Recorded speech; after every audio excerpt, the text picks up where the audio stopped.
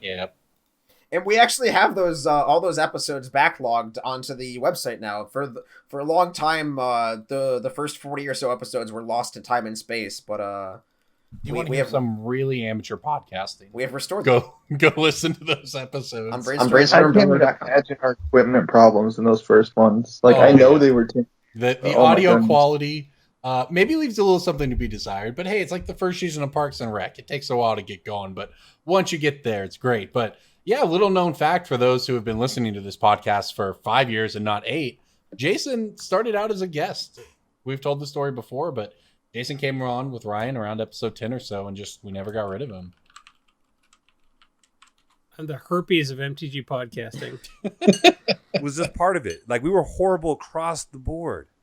We like, our episodes were an hour and a half to 2 hours of rambling, kind of talking Magic podcast. Trying to brew. We were brewing. Yeah, the Brainstorm Brewery meant part of it was brewing. So all you guys that are in Magic Finance, Sex, not alcohol. Just be thankful that got cut out because our decks were bad. Ryan, please introduce yourself. Mr. Deck Idea Man. But his ideas were great, but you would, if you were in MTG Finance, you would have you would have pulled out your hair listening to us. Dug your brains out. I was ready for that one, Marcel. And then we had a savior. The savior, honestly, was Adam Staborski. I mean, honestly, truth be told, that's the guy that came and said, you know what, you guys are horrible. Jason was waiting for you to say he was the savior. Something. It was Stibbs might have been a little nicer than that, but that was the message. Yes. Yeah. I mean, the context of it was, we're not going to put you on the website that I'm taking care of at this moment, and the reasons is that you have to do X, Y, and Z. And he actually came there and told us what we had to do to improve ourselves, and we took that. It took a while to chew on it, and we improved ourselves, and then the podcast became better. And then me and Ryan left, and most of the people, you don't know us because it's been 4 years now. My gosh, it really has been. Wow. And these guys took it. Like Brainstorm Brewery is what you got in your hands, is what you're listening to now, and it's a product of this improvement over the years. And really, honestly, all it takes when you make content, if you really want to know what it means to make a podcast, is just make it. You're going to make mistakes. You're going to stumble. You're going to fall. And you just keep making content. You keep making content. Keep making content. Regardless of the feedback is the important addendum there.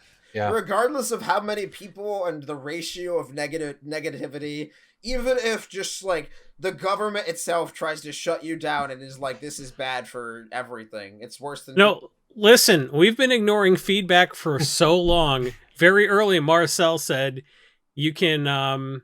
if you try to make everyone happy, you'll end up pleasing nobody, even yourself or some shit. He's like, that's a quote from Bill Cosby. We've been ignoring your feedback from so long.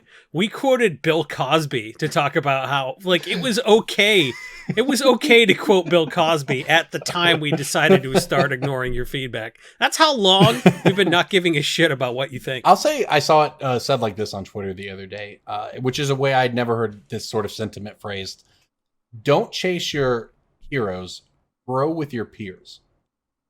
And I thought that was a great way of looking at it, because you're right. Like, you cannot start in anything, and literally anything you do in your life, whether it's playing Magic, whether it's creating content, whether it's being a streamer, whether it's your job, whether it's anything you want to do, you can't start by comparing yourself to the top. You don't sit in high school and go, I'm not as good as Michael Jordan, so this is a waste of time. You compare yourself to your peers. So like I really Blake Griffin. So I gotta say, I really hadn't heard it phrased that way before, but I thought it was great. I thought it was a really nice way to put it, that especially applied to content creation. Because you look at some of the people who've been making content now and right across the internet, well, it's like, well, heck, we started out with those people a decade ago, and it's now we've all kind of gotten to the different places that we've gotten, and you're never going to get there if you get down on yourself by comparing yourself to standards that, or something that you just can't reach at that time. And just as a little bit of motivating factor, once you get to our point, you get to be the one that looks down on everyone, and it feels really good. Good point, DJ. Anyways, there's also people that you meet on the way. Like, I will say definitely the Command Zone, even though they were Command Zone. I remember when they started off, they reached out to us. They wanted to be part of the community. They did it holistically. Honestly, I felt they did it the correct way. but they blew up way bigger than we were within a relatively short amount of time. And I think we didn't realize how far eclipsed we were at that moment. Yes. How far? Well, because we heard Josh Lee Kwai be like, I do 4.5 hours of editing for every 30 seconds of podcast. And we're like, good luck with that, nerd. What a fucking idiot. That's about right. But even they really did up the bar for what a Magic podcast, a Magic channel, a show should look like. And now obviously Game Nights is basically the gold standard. That it's not even the gold standard, honestly, because it's frankly unattainable for people, but that shows you with the resources, this is what you could do. And it's incredible to see all the awesome work that they do.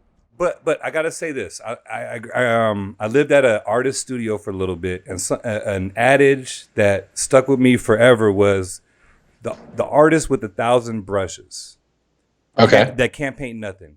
And to me, basically, there's people that have all the tools and all the good equipment, but they cannot produce good content. You don't need the best equipment. You need a decent mic. Maybe if you're doing video, you need a decent web recorder. But you can make good content with mediocre equipment as long as you got the fundamentals down. Look up good lighting. Look up some other things about how to make your recording right. You don't need the best stuff to do good content. And then once you start getting the ball rolling, then you'll recognize where you can upgrade your equipment. But initially, you don't need the best stuff. You just need decent equipment and just a passion. And just do it. So honestly, just do it. So Marcel, I really hope that artist is listening to this cast and he's just like pulling his hair out of his head. He's like, "That's not what I fucking said. That he got it all wrong. Like, it was totally different. The quote's totally different. You don't have the fundamentals. You're just excusing your reluctance to pay for quality equipment. Your podcast sucks. I can't believe you did it for 8 years because no one told you not to." The artist with 1,000 no, it was about It was about a guy who needed some paint. He had It was 1,000 Bruce brushes Lee and who no said, paint. "I don't fear the man who practiced 1,000 kicks. I fear the man who practiced one kick 1,000 times." That's a good quote. And that doesn't apply to podcasting at all. Don't know why I brought that up. I was just thinking about that earlier today because I was watching that Cobra Kai TV show from YouTube. Wow. And what were we talking about? Yeah. How good is that show? We're 'Cause, talking like, about I saw episode that little 400, trailer Jason. and it looked amazing. It's really good. You know what? Turn off this podcast and go find Cobra Kai from YouTube.